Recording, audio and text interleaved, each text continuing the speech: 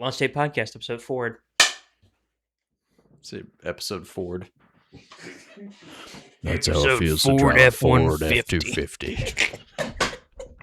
Have you ever... Have you ever had? Hey, welcome back to the Launch Day Podcast. We're your hosts. I'm Nathan. And I'm Trey. And we've got quite an episode for you today. We're talking about Samsung's new crazy display tech, the end of Xbox as we know it, and a whole bunch of Apple stuff. Apple kind of went crazy this week, so Finally. lots to talk about. I know. Something tangible. Something. I don't think... Products. We're not going to have any mention of AI today. We're not even going to... Almost zero. We're going to try not say the words AI at You all just today. did. So... well, you have the warm-up topic. I do have the warm-up topic, and this one, okay, this is after I do this bit, then we're not talking about AI anymore. But also, this is kind of a screw you AI, because, of course, last week we talked in our opener about Markiplier and his new film.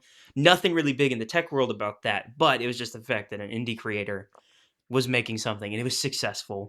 And it was just kind of this middle finger to the dormant and just kind of stuck in their own way film industry, right? Yep. So more on the film industry. There's a band called the Gorillaz. I don't know if you've ever heard of them. They've got some great albums, in my opinion. And they've created their own film. There's a short film. It's 8 minutes long. And the reason that I'm even pointing this out is not only does it not use AI, it's animated and it's hand animated. Wow. They got a bunch of Disney artists from the 60s and 70s, specifically the guys that worked on... The 60s and 70s, you say? Yes, specifically the guys that worked on the Jungle Book, the original Jungle Book, Wow. and the original 101 Dalmatians. They used various animation methods, specifically... I don't want to say that they used it because I believe it's patented, but a version, I'm sure, of Go Motion, where they were able to take kind of matte paintings, these gorgeous matte paintings like they did back in the old days, put it in the background, and then have layers of glass where you could put stuff in both the foreground and the what I would call mid-ground. I don't know what the... To make the parallax. To make the parallax. Wow. And then you can actually shift all of those things with your main character, or whatever it would be, and then have them move almost three-dimensionally in 2 dimensions. That's beautiful. So it's great. I don't really know super specific details. I can get them, but it's like... It's a camera pointing down, and then usually 3, maybe 4 layers. Layers of... Yes. And they're all geared to move at slightly different rates. So things that would be further away from the camera don't move as fast. Like the moon and clouds. The clouds move this way, and the moon moves very slowly, while the foreground hills move a little faster towards the camera, etc. Yeah. And I don't know much about the production, but I will say this. We're just saying, we're endorsing the idea of, let's go back to putting effort into movies and stuff like this. Like, who knows how incredibly expensive this little film was to do? Because they did it the right way. Yeah. I mean, that's even with all the money and technology. Recently, films have just been like, you know, we got crappy Compton green screens, and all the good ones are the ones that are returning movies. to old methods too. They are. All the good ones are returning to old methods. Like, I mean, like Christopher Nolan does some cool stuff, but he shoots as much as he can on film. Yeah. He does it like all the great directors are like, there's still good stuff happening today. Yeah, it's the ones who are rejecting modernity. In certain ways, they're at the same time he's like innovating new stuff, but like they're rejecting like the over consumerist, like over mass appeal kind of thing. Like take a movie script that's good, ruin it by trying to make it appeal to a wider audience to make more money. Yep. Which honestly, streaming in a lot of ways has forced them to do that. Has forced the industry into that. Like movie studios were able to they made a ton of money on box office, but now they're getting like cents per viewer instead of, you know, people paying 40 or probably 20 or 30 bucks for a Blu-ray disc. They're not doing that anymore, so they don't make that much money. Yeah, so in a lot of ways, streaming has forced that to happen, but it's really good to see someone doing it right. Basically, I think the premise of the movie, it's an album that they released. So it's an album / it's like a very long music video just for the whole album. But I'm excited for that. What's it called? It is called, in shorthand, The Mountain, but I think it's the full, The Mountain, The Moon Cave, and The Sad God. It's a wild name. It's filmed by the Gorillaz, directed by Jamie Hewlett. and then produced by The Line. Stills from it look beautiful. Yeah, it's great. Well, good for them. That's Good for great. them. All right, we'll move on. So our first segment, we've got a little bit of phone talk. Some phones. Well, that is what you do with a phone is you talk. This guy gets it. So, yeah, so people have been kind of memeing on Samsung because every year they've pushed their announcements earlier and earlier to where like last year's was like in mid-January, and they're like, dude, it's just gonna roll back into the previous year pretty soon. But this one was a little later. It was February 25th, so that's good. So at this event, they announced the whole Galaxy S26 lineup. So S26, S26 Plus, and S26 Ultra, and then also some Galaxy Buds. The Galaxy Buds are good. Okay. Yeah. They're just earbuds. It's the same as last year, but they've got a flat edge on them that looks metal. I think they look nice. Anyway, there's nothing else to say. The big story with these is just for all of them, everything. Like everything on the line. This year more than every year before. Like for the last 3 years, people have been saying every phone they've released has looked like the S23. S24 looked like it, S25 did. And then S26 just looks even more like it. And then the reason why people are especially kind of like really feeling the lull of progress here is the 26 Ultra, which typically is a very standout phone. It's got very sharp edges and stuff like that. The camera looks different. They rounded up. They just made it look like a bigger plus. Everyone's like, It's just basically like, the new phone looks like my mom's phone. Yeah. That she's had for like 10 years. Well, she upgraded 3 years ago. Still looks like my mom's phone. That's just been like what's characterized this, and I don't know. There's weird things like because they made the edges more curved. Now the pen that goes in it only goes in one way because of the curve of it. It's like last year they removed all the functionality from the pen except for it being a pen. Yeah, we talked about that last time. That was like they had the wand thing and everything. Yeah, previously you could do your photo control with it and do remote shot. That's all gone. Which most people never used it. I know a lot of people who bought it and didn't know it had a pen. But so anyway, here's why they kind of felt like they could get away with this. Also, they raised the price of the entire lineup by $100. What? And the base storage did not increase, I think. So what was the money for? Mostly RAM stuff. So I feel like but that's their excuse anyway. So they raised the price. But the reason why they felt like they could get away with it for the Ultra, they did innovate one new thing. Actually two. The cameras got much better than anyone's talking about. The zoom camera got really, really good. Still not as good as Apple's. Quality wise, obviously it zooms way further, but quality wise it's not as good. It got a 2.9 aperture. Apple's is 2.8, so it's better. But there's one really big innovation, and that's the screen. But it comes at a cost that people don't talk about, but I think it's probably worth it, which might be a hot take. But privacy screen protectors. Yeah? Yeah. What do you think about them? Are they any good? Yeah, they're good. I mean, like, how expensive do you think a privacy screen protector is right now? I mean, at Best Buy, $30.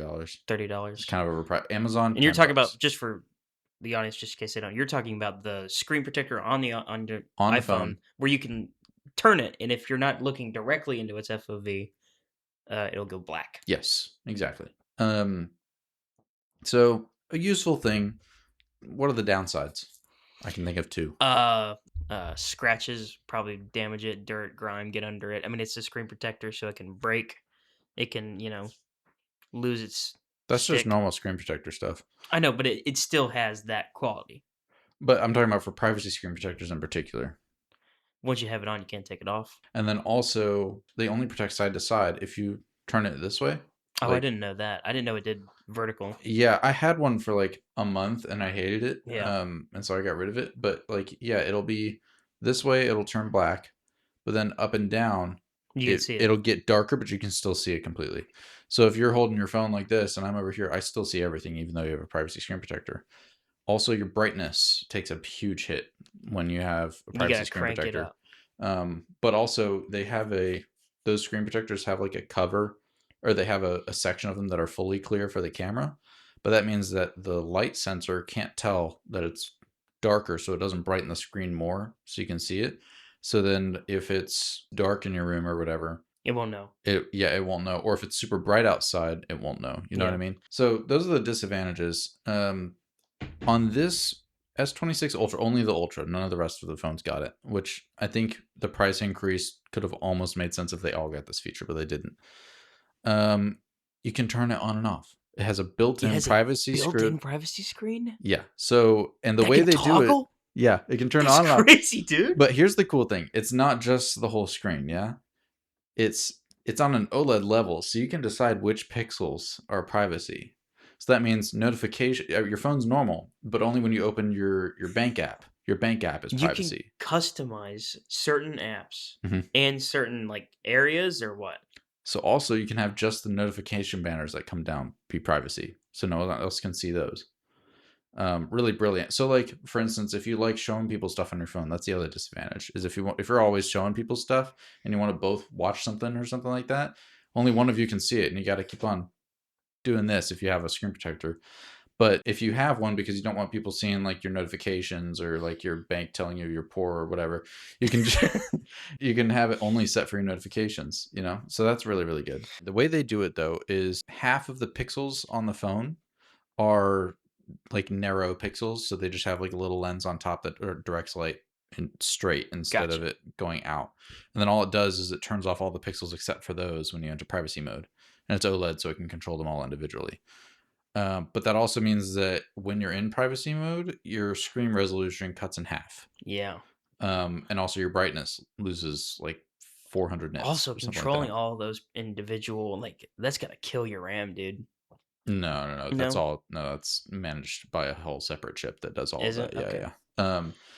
Actually, it'll probably increase your battery life if you were to leave it on, because it lowers the brightness of the individual pixels. Well, yeah, because half your pixels are off. Yeah. So it does two things. It's not using a lot of energy to keep your brightness so high or power all those pixels, and then also your CPU is not running so hard to run that many pixels.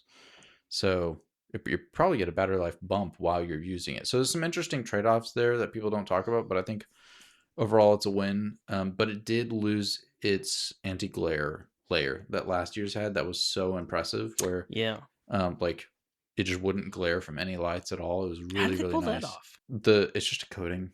Really? I don't know, like the same kind of coating that's on a lot of lenses. I mean, like on your polarization glasses, lensing or what? like inside of these glasses is an anti-glare layer so that I don't see my own eyes all the time. And my sunglasses, I cheaped out when I got those lenses prescription, and I didn't get that coating. And so if the sun is shining on my face, I'm just looking at my eye. so the eye of Sauron. Yeah, it's watching. Anyway, I think that's a really cool hardware innovation that we haven't seen before. It's something new, but the phones are still lackluster. Yeah. And so many people are going to buy that phone and never use that feature because they don't know. Yeah. But also, I agree. I feel like maybe the price increase would be worth it if all of the phones had that feature. It's just You're the saying Ultra. just the Ultra. And the Ultra, what is the starting price of the Ultra? And you mentioned this actually in our Patreon exclusive content, which go subscribe to our Patreon. You can see that most of these kind of monthly payments or whatever that you would have on a phone with like a provider or whatever would the difference between like the regular and the Ultra would be like $1 monthly, right? Yeah, something like that. $1, $3, whatever. Either way, it's a low number, so the salesman at Verizon can be like, I mean, you could just get the Ultra though, because it's only $3 a month more or whatever. So and that's how they're able to charge these giant prices. Guess what the starting price is of the S26 Ultra? I can't even guess. Its competitor's the iPhone 17 Pro Max. Still, I don't know if I have a frame of reference. I don't know these things off the top of my like what $1,100, like $1,100. So I'd say like $1,200. $1,300. $1,300. $1,300 for a base 256 gig S26 Ultra. Jeez. That is wild. Steep. The base phone, the cheapest Samsung flagship level phone that you can get right now, iPhone $799 or $749 when it's on sale or whatever, like $799, $1,000 for the cheapest Samsung S26 for the non-Ultra, just the 26. That's insane. Like, wow. So anyway, do you think this is? I know we're trying to get out of this subject, but I just got one more question. Do you think that like, because of that arrangement all these providers have, and because the prices keep continuously increasing, are we like heading towards a kind of like deficit thing, kind of like with like insurance and like medical care, where it's just like these companies and these, providers are just at constant war with each Phones other, just and get they're just going up prohibitively and up and up and up and up. expensive. Probably. I think right now, I think they also have an excuse to raise prices because of RAM, the RAM and storage crisis. I think right now Apple is in a really good place because they make their contracts to buy all like the storage and RAM and stuff way in advance. So they've already bought the next 3 years of RAM for their devices. They're good. And so they can just sit this one out, keep their prices normal, and as everybody else raises their prices, they just absorb all the market share There of we these people go. coming to them That's because they good have a good business deal. idea. I love good business decisions. That's Tim Cook at work. And speaking of business decisions, last episode we talked about our friends at Xbox and all the incredible work that they're doing right now. And by that I mean they gave up. We talked about Xbox. So they leaked or mentioned, I don't know if it was official or not. I can't even recall. It was a leak. It was a leak. They leaked the new Xbox that doesn't even have a name yet because the naming scheme sucks. Project Helix. Is that actually? I think it's something leaked about it, and then they announced it or something like that. So Project Helix would be the new one? Yeah. Okay, so Project Helix. Now it has another stupid name with no connection to the previous names. I will say the logo is dope. Is it dope? Because it makes the helix hold on, cross section. Flash the logo on the screen here really quick. There it is. There it is. That is a dope logo. What am I? The helix, the cross section of a helix is an X. Yeah. So it's cool. I like it. I like the logo, and the logo perfectly transitions into like a loading thing. Anyway, loading, because that's what you'll be doing most of the time. If that was the first logo, it would have been sick instead of a ball. Yeah. Basically, they had Game Pass was providing a lot of content, which is really cool, and it was at a very good price for people, but it was actually so good of a price that it was losing them money. They weren't having good exclusives. Basically the one good exclusive, which is Halo, of course.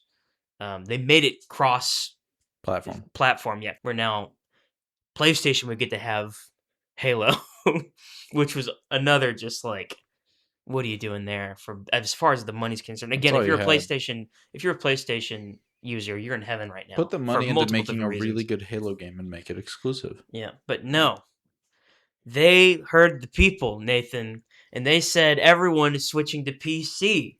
And they can't figure out why everyone's switching to PC. It's because you can't get consoles if you don't already have one. But also, like, there's no reason to not get a PC, except recently because of RAM. But yeah, like, I know, but they made all these decisions before the RAM crisis. Yeah, like, you know how much bureaucracy it took just to get to where we are now. Yeah, it's like a year. Yeah. All right, all this culminated into one issue where Microsoft looked at Xbox and like, you guys are sucking up money. By the way, Project what was it called? Helix. Project Helix ended up just being a Xbox PC hybrid. Doesn't make any sense right now. Xboxes technically run Windows underneath it as a layer, but you can't like use it as a PC. Yeah, you could use a keyboard and mouse with your Xbox, but that's weird. And then we've of course talked about the Steam machine, totally dunking on it, kind of doing the reverse where they're in PC land, and they price for that is like $7.99. Yeah, $7.99, a reasonably priced console, which is what everyone wanted. Yeah, and it can play almost any game virtually, except for Fortnite and GTA. Which I mean, Fortnite, boo. Yeah, actually, Fortnite's kind of dumb because a lot of people play Fortnite. Yeah, well, GTA, no, it's because Epic Games refuses to support Linux. Oh, really? Mm-hmm. I didn't know that. It's the studio's fault. It's not theirs. Oh. The compatibility is there. It'll run and then kick you out of the game because you don't have the anti-cheat. All this to say, this series of bad decisions, we gave our advice. If you'd like to check out episode 3, we gave our advice on how Xbox could pull out of this deficit and rise into glory once again. I think Nathan, of course, you suggested, and of course they watched the episode, but they we hold a lot of influence here on the internet and in the tech world. Yep. Unfortunately, they did not listen and just decided to quit. Xbox will not be releasing any more machines after Project Helix. Yeah, they're sunsetting the traditional Xbox hardware, which sucks. and We grew up their playing other new Xbox. leadership too. The old director is gone, who Yeah. is the one who got them into this mess. Asher Sharma is the new one. People aren't very confident that she'll. Well, yeah, no she'll probably, she just ended it. She didn't even try. She came in and then immediately was like, "Yep, we're done." Yep. So that's a problem. So It is a problem. basically, you will not be able to game for $500 again. Won't Yeah, happen. well, 700 now. At least Steam is. That's what I'm saying. At least Steam is like still grounded in reality with their new machine. If this thing ever does get released. So here's the question: like, are we on the way out of consoles? Because No. the Steam machine is essentially a PC. But it is. So are we on the way out of consoles? What's PlayStation going to do? I think we've actually already been out of consoles. I think consoles lost their identity when Steam was invented, in my opinion. When that started happening, and like once consoles were no longer warranted. Consoles lost their identity when they stopped doing split screen. Split screen. You are very heavy on this. You talked about this last episode. When consoles stopped doing split screen, it turned into a PC, because the whole advantage of a PC is that it's customizable. You can replace parts. You can play more games. You can mess with games. You can mod if you them. Find it, can you not find a game on Steam that has split screen? There are some, but nobody really plays them that much. I mean, there are some, of course, but like the biggest games were no longer split screen. You're saying it forced the game companies to stop making split screen. Is that what you're saying? I think the console manufacturers pressured game studios to stop supporting split screen so that they could sell more consoles. Because people didn't have to buy them when your buddy next door has an Xbox. You can go play with him. It's a social thing. You do it together now. And then you get your Xbox. What was PC? The big disadvantage of a PC is everybody's got to have a PC, and not everybody can have a PC. With a console, just one guy in the friend group of 4 needs a console, and then everybody go to Joe's house and play. Consoles lost their identity when they started moving away from that. When everyone started being more individual and not going and hanging out in person together. It's more convenient, sure, but the community goes away. And then not supporting physical games as well. There we go. Which they all support physical games, but like they all have a variant that doesn't. So the cheaper one doesn't support discs anymore. And so you can buy a $40 game, but you can't resell it. You used to be able to buy a game for $40, play it to the end, and then sell it for $30, and you made most of your money back. And buying the game for $40 incentivizes the studios to make good games. And now it's just get Game Pass, and then they all get a few cents for everybody who plays it. You know what I mean? Yeah. So they created this problem. If they had kept things like largely how they were, where it was like, if you want to play with friends in person, get a console. If you want to have more customizability, get a PC, and now they're trying to figure out how to make money from the PC market. But and I guess they're gonna make a pre-built PC.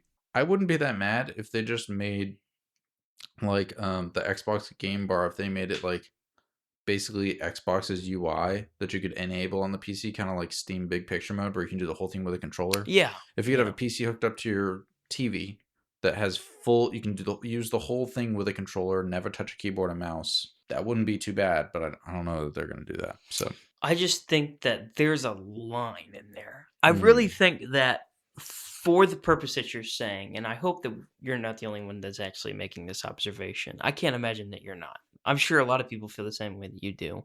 If they can figure out a way either to reach out to the companies or just have a software themselves that does it to make it to where you can do stuff like split screen, stuff like that. That's best of both worlds. And the first console that can figure out how to do that, I think, is going to be the most successful in the console that the Xbox of the past, 20 years. And the problem is that it also depends on the game studio too. Yeah. The game studio has to want to. It's just really hard to convince a board of advisors that you're going to sell a game that only one person has to buy instead of 2.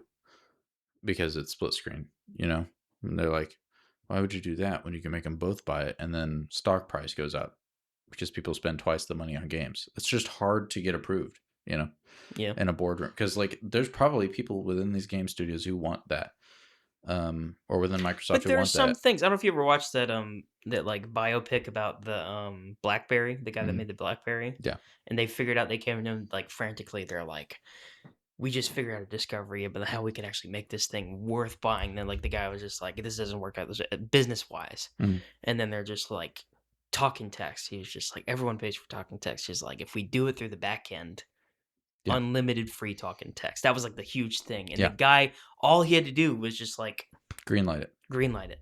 Yeah. And he did. But it was the thing is like he could have totally been like, yes, but we pocket the money. Mm-hmm.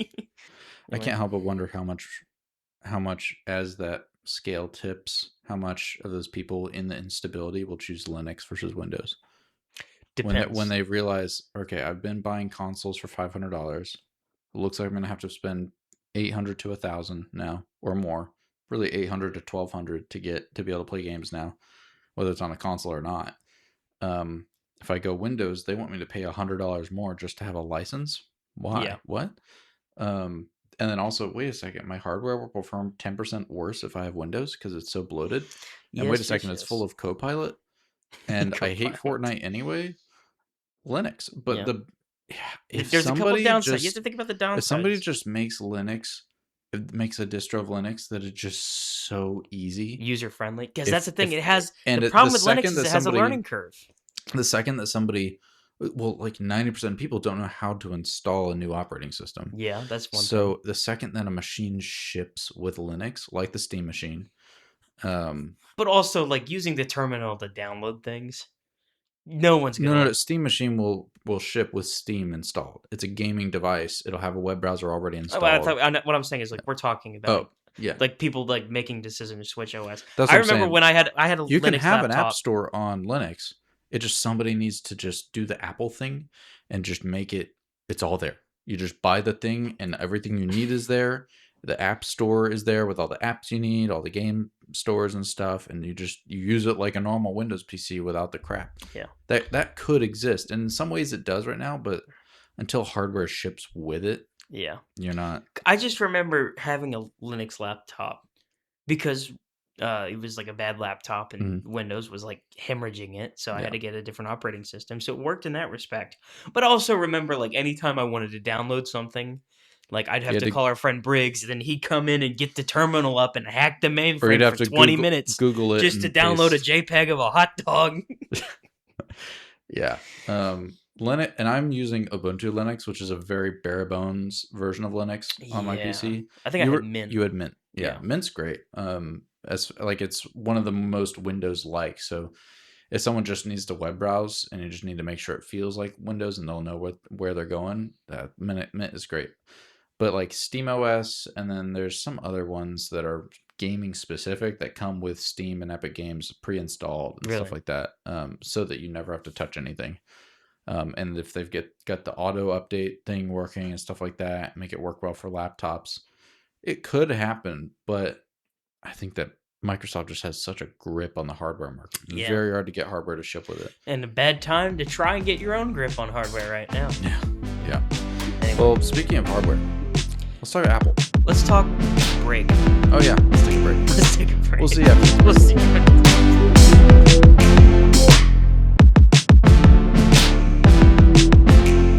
And we're back. So speaking of hardware, Apple. You like Apple? You like apples? I love apples. Big apple guy. I'm actually allergic to apples. Yeah, I know. Can you do broccoli? No, not raw. Anything, it has to be cooked. There's like some protein in it. Cooked broccoli's nice though. It is nice. You get maybe a little butter and lemon. Or cheese. But that kind of defeats the purpose. Yeah, it does. So, point one. Let's iPhone 17e. You remember the 16e? No. Okay. I think they announced it in September. Is that kind of like the 12 mini and the 17 Air or whatever, that it's like one of those like offshoot experimenty ones, or no, it's it's replacing the SE. Oh, so the SE there's so many branches. I have to like think about it. Yeah, the SE was just take some old hardware. Yeah, take some old hardware, put new chip and new camera in it, and then sell it. Just kind of revamping old phones. Yeah, pretty much. To have a budget option. Yeah. So here's the problem though. The iPhone SE was like you could get it for like $250. Yeah. So it's just you want an iPhone, here it is. It's a phone. Good. So then they made the 16E. They started putting the number with it so that people would be like, "Oh, it's the new one. How do you think I'll get that? Because it's a big number. I like that." So they started putting the number next to it. But they removed MagSafe. It had mediocre battery life. It had Apple Intelligence, one camera. Yeah, I think Again, that where are was we going it. with It was an this? iPhone 14 minus a camera with a better chip. Yeah. And Minus so, MagSafe, right? The 14 had MagSafe. yeah, not having MagSafe is crazy. That is. We talked about this last time. Yeah. What phone did we hear that was not getting the MagSafe? It was a Samsung. Samsung. Yeah. S26 doesn't have it. So what's going on with people removing MagSafe? Insane. So 17E, people are saying, all right, the 17E is just what the 16E should have been. The problem is that the price is still $600. So they didn't change it. Everyone really hoped that the price would go down because it's just. So they made it cheaper, but they didn't change the price. But they did give it the best chip. Did they? Okay. Really fast, good battery life. Got MagSafe, and the base storage was doubled to 256 gig. It's not bad. So now for $600, it's fine. Yeah. So there's that. Anyway, also they announced a new iPad. Oh, also it comes in purple now. Purple. Pink. I mean, sorry. Oh. So it used to be black and white only. Now it's now that you can get pink. What kind of pink? Like light pink or hot pink? Or light what? pink. Yeah. It's okay. They did that because none of the other devices are available in pink. Well, yeah, but that's so that way there's another couple people who will buy the phone who would have gotten a Pro Max otherwise. They'll be like, oh, but I really want a pink phone. Also, iPad Air got M4 instead of M3, so as the previous flagship M4 isn't like the chip in the laptop, or dang, So well, it had M1, M2, M3 before. iPads have been way overpowered for a while. Yeah. Especially because iPad OS is so limited. Like they could put the phone chip in there and it'd be the same, but they did the M-level chip. Yeah, it doesn't matter. So here's the interesting thing that I just want to remind everybody about. That's funny about this. If you are trying to get an iPad Pro because it's faster, and that's your only reason, you don't need the extra camera, you don't need it to be thin, which you don't. And you don't need the OLED screen for like photo editing and stuff, which would be a valid reason. Just get the Air, because every year after the Pro gets its chip update, the Air gets the same chip that the Pro had the last year. Yeah. The iPad Air M4 is the same speed now, as it's actually faster than the M4 iPad Pro from last year. And the reason for that is it has 12 gigs of RAM instead of 8. So right now, if you're buying a actually, I don't think they've put M5 in the new iPad yet, an iPad Pro.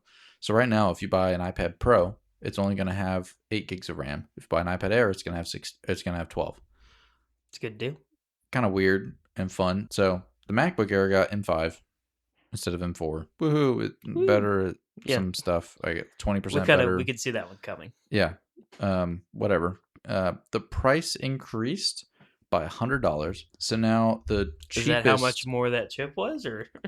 No, no, they took out the bottom tier and then made the next tier cheaper. So normally it would have been 256 gigs, and then you pay $200 more to get. So pay $1,200 to get a 512. So they made it look like a deal, but it really wasn't a deal. It is a deal. Is it? Yes, and also 256 gig is not enough on a laptop anymore. It used to be. It's not anymore. I don't think this is a bad idea, a bad move, and it's a lot better when we talk about the new laptop model that they released. But so the MacBook Air now comes with 512, which that was the biggest struggle when I was selling MacBooks. Was like, listen, dude, you're telling me you want to have this laptop for 5 years. It only has 256 gigs of storage. Your first 150 are gone once you install your apps. Yeah. And then you're going to run out of the rest pretty quick, the other like 60 gigs. And then your laptop's not going to be able to do the RAM swapping anymore. It's going to get a lot slower. Get the 512, please. It's on sale. It's only $100 more. Get it. But they don't want to. But now you have to get 512. So now it's really easy for every salesman just get the cheapest MacBook Air. It's the perfect laptop for everybody. It's fine. Even if you're a photographer, even a 4K video editor, as long as you're not doing really heavy stuff, it's fine. It'll do it. Yeah. It's an M5. So I think that's fine. $100 more is tolerable for that. And it's weird that they were able to increase the price, but it's still one of the best deals, which is hilarious. MacBook Pro got the M5 Pro and M5 Max chips. I'm really glad that I got mine when I did, though. I got an M4 Pro for $1,700, whereas if you want an M5 Pro, it's $2,000. So they're kind of separating Pro and not Pro a little more. You're paying more if you get a Pro. Yeah. But here's the kicker. They released a new this leaked like a few days before. Stuff usually leaks significantly earlier than that. Yeah. I mean, we kind of had an indication that something similar might happen, but we did not know it would be this good. MacBook Neo. So Apple released a new model of Mac. Do you remember the Just MacBook? Yeah. Yeah. It had the one USB-C port. It was really, really razor thin. Yeah.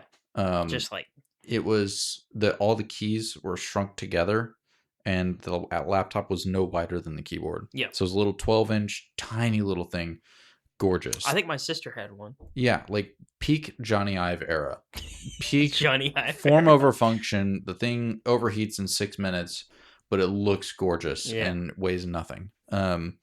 Laptop was super fun to just hold and stuff, but using it was awful because it was an Intel chip. They made it so that they could show that they can make something like that. Yes, yeah. I mean, that's how Johnny Ive. Well, that's why when Johnny Ive was there, the MacBook didn't have any ports other than USB-C because he wanted it to be pretty. That's it. And it did, but it was also hard. Yeah, but then as soon as he left, they added the HDMI, and everyone said, "Thank you. That's all we wanted." Now we have HDMI. Now we don't have to buy a dongle that does it. Yeah, for another $20. Which is like a smart business decision. Like, make everyone have to buy dongles. It'll make people hate your device. Like, it will, but I'd rather have the $20 built into the price and just have the port. You know what I mean? Yeah, I know, but like nobody was gonna give up on, or at least not enough people to make a difference. We're gonna give up on Apple because of that. But everybody's glad that they added it back. So amidst every other laptop and computer getting more expensive, nobody's introducing cheaper models right now because they can't do it. So everybody thought that this laptop was going to be like $800 for the base model and then a little more just to price ladder it, because Apple typically does price ladders. They make it just close enough to where you want to buy the next one, you know? But they didn't do that. What'd they do? They undercut everybody. They made a laptop that with the student discount is $499. $499? $499. Yeah. That's like Chromebook price. Yeah. That's the price of a very high-end Chromebook, which you should never get a high-end Chromebook. That's stupid. But like, holy cow. Yeah. And it runs crazy. Mac OS. So it's full desktop operating system that comes with Pages, Numbers, Keynote, all their own equivalent to the Microsoft suite, but you don't pay $200 a year for it. You just buy the laptop and it's just there. You get GarageBand. You can make music on it. Really quick, before you move on, that's what I love. That's called business. The competition where you're calling like, yes, man, dude. You know anything about this? You can tell us. Yes. You got.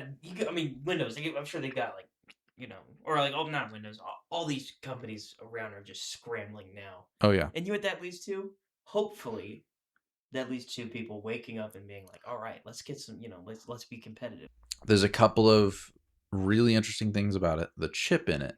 It's not an M series chip. It's not an Intel chip. It's an iPhone chip. It's running an iPhone A18 Pro. That's the phone that was in the Pro version of your phone, the iPhone 16. People are like, ooh, it has a phone chip in it. But the A17 Pro, which is what's in my phone, my iPhone 15, outperforms M1 in every metric. So it's the one newer than that. So it even more outperforms the M1 chip, a desktop chip, but at way lower power consumption. So this laptop has solid battery life, pretty great performance. Yeah, I mean, if it's built for an iPhone, it's able to support Apple Intelligence. Because it's an iPhone chip, though, they can only ship it with 8 gigs of RAM. You can't get a version with 16. So that's really your only limiting factor on this. But what's it made of? It's a full body aluminum. Full body aluminum, which is passive crazy. Cooling? Yeah, passive cooling. Like the air. The air is passive cooling too. I mean, your phone's passive cooling. That's fine. Pretty insane. Well, didn't the M4 have a cooler in it? Or if you get a MacBook Pro, it's got fans. If you get a MacBook Air, it doesn't have fans. Ever since the M1, they don't have a fan in the Air. It doesn't need it. It's fine. Yeah. So, it's passive cooling. Just has just a piece of metal on it. Yeah. It soaks and up then the the heat. whole thing cools it. Yeah, Just yeah, it's fine. Yeah. That's the crazy thing, though, is you can't get a metal laptop at all brand new for $499. Oh, no way. No. And also, Apple has that student discount that makes it for it's normally What is the $599 student? is the normal, $5.99? but with a student discount, $499. And this is targeted at students. I think schools are going to buy a ton of these. That is great, dude. Imagine They've got pretty colors how too. cool that would be if we were in high school, and then instead of like, all right, everybody get out the Chromebooks, you're like get a MacBook out. Like with a Windows laptop, if you spend $1,200 on an HP Envy laptop, let's say, that's a metal laptop, which is nice. It's a little stronger, but it's sheet metal. Sheet metal folded into the shape of your laptop. That's, it's aluminum. It's usually aluminum magnesium alloy to be a little stronger. Maybe some nickel. It's fine. All MacBooks, since the dawn of time, ever since they stopped doing plastic, they're not folded metal. They're machined out of a solid block. Yeah. There was a MacBook-sized block of aluminum that used to be this, and then they machined it out. So it's extremely strong, and then for that strength, it's very light. And they did that for the MacBook Neo. It has a full aluminum chassis, the same as any other MacBook, because their tooling is so good, and because they sell so many. They knew they would sell crap out of this, so they were able to get better prices on this stuff. It has 2 side-firing speakers that are fine. By MacBook standards, they're not good, but they're still like about as good, if not better, than most Windows laptop speakers ever. Previously, the best deal for a Mac you could get was a Mac Mini, which is $599. Yeah, but it doesn't have a screen and keyboard or mouse or anything. It's just a little box, and then you got to buy all the rest for another $500. Didn't you used to have a Mac Mini? Yeah, I had an old Mac Mini. Yeah. But that one started at $800. That was before the M4 Mac Mini, which was crazy and beat everybody and was super cheap.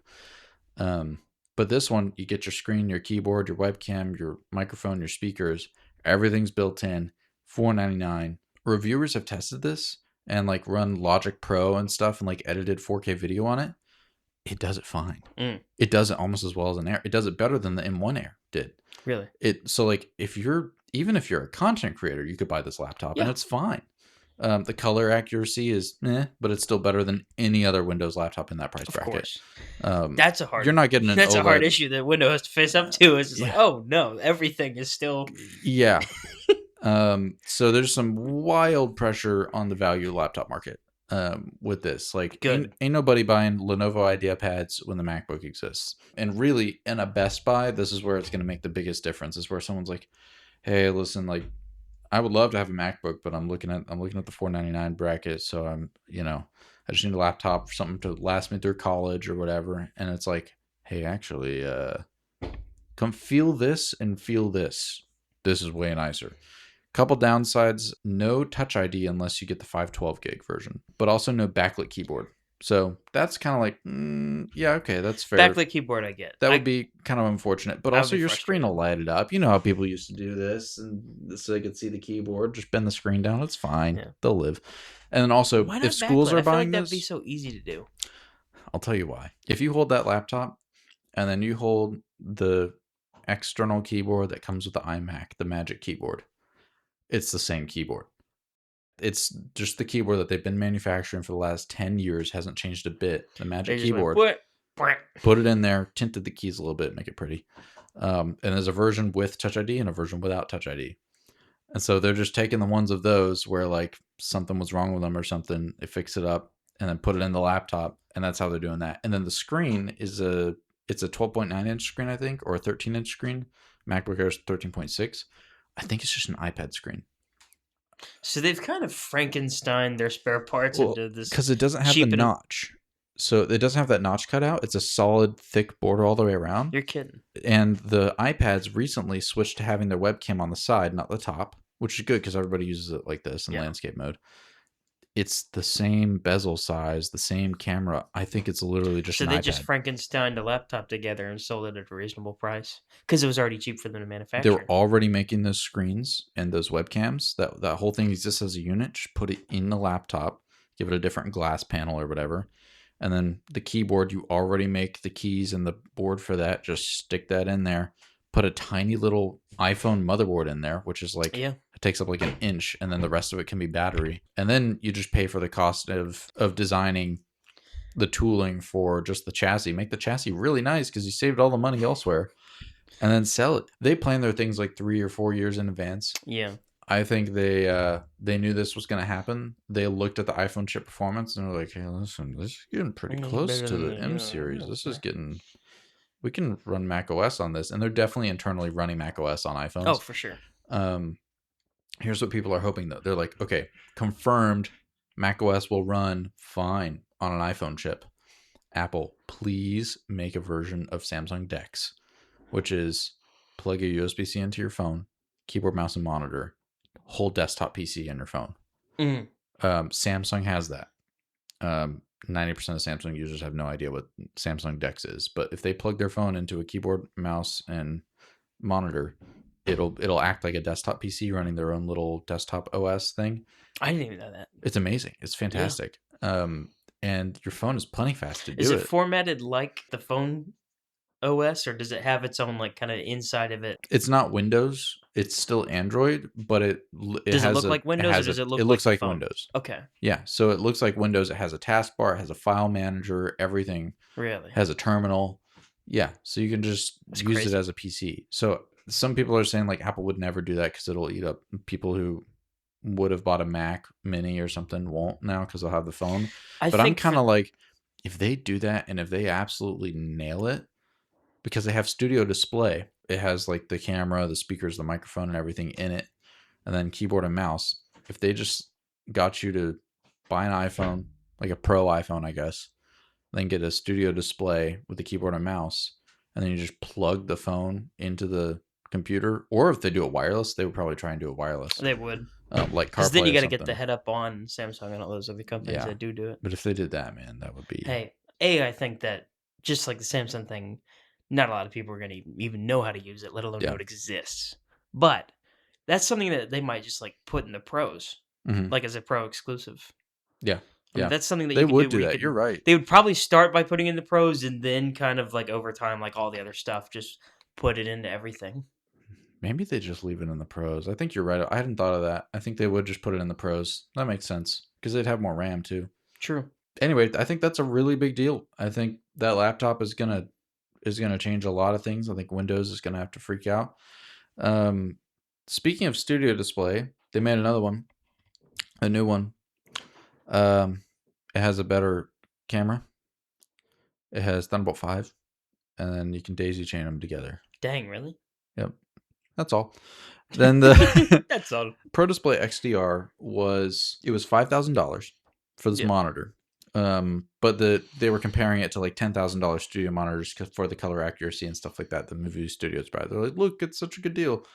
But you're not selling to studios. No. And they realized, I think, over the last 8 years that movie studios they're not really buying these. It's the prosumer people who are like professionals, but they're not make Marvel movies professional. So you. Yeah, sure. That's the kind of people who are buying. I would never buy this, not with that price. Well, you don't have money. No, I'd rather spend money on the camera than the monitor. But so Pro Display XDR was $5,000. But if you wanted the stand for the monitor, it was another $1,000. Oh, that's right. For an aluminum stand. Crazy. But it was 32 inches. It was a big old monitor. Same size as my monitors at home. Yours are 24. Studio Display was 27 inch, so it was a little smaller. So you couldn't like have them next to each other. It'd be a little wonky. Now they shrunk it down to 27 inch, made it have 120 hertz because that was a $5,000 monitor that was 60 hertz. These do 90 hertz. Yeah. The new Studio Display is still 60 hertz, by the way, and that one costs $1,500. Yeah, Pro Display XDR was 60 hertz. Now the new one is called Studio Display XDR. Okay. They've kind of gotten rid of that Pro terminology. Mac Pro, the Pro Display is now another Studio Display, but it's just the XDR one. So it has 120 hertz Pro Motion. It has mini LED, so it doesn't have that weird glow behind objects. It looks more like OLED, where it's got really dark darks. Is it actually really OLED where it's like it's not pixel OLED. stops? Okay. Mini LED means that it's an LCD panel like this, but instead of being uniformly lit by one backlight, it has thousands of little LEDs behind it.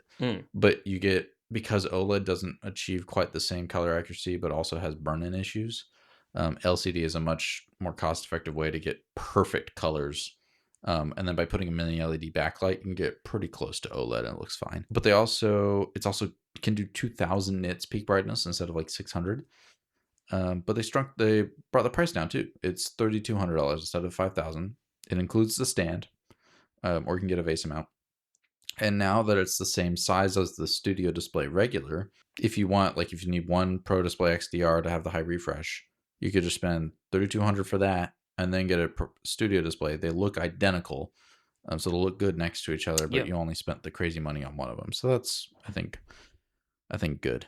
But it is interesting how the Mac Studio has replaced the Mac Pro, and then the Studio Display is replacing the Pro Display XDR. So Studio replaces Pro. I think that's interesting.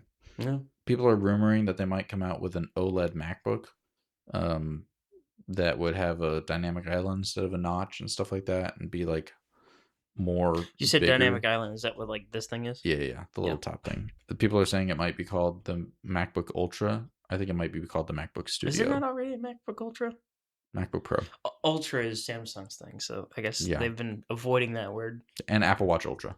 They have Apple Watch Ultra. Oh, do they? Yeah. But I don't think they would call it the Ultra. I think they call it the Studio, because I think that makes sense. So lots of good releases. I think that MacBook Neo is going to be a big deal, though. Oh, for sure. Neo is like the headliner of that thing. Mm-hmm. The fact that people were calling about it.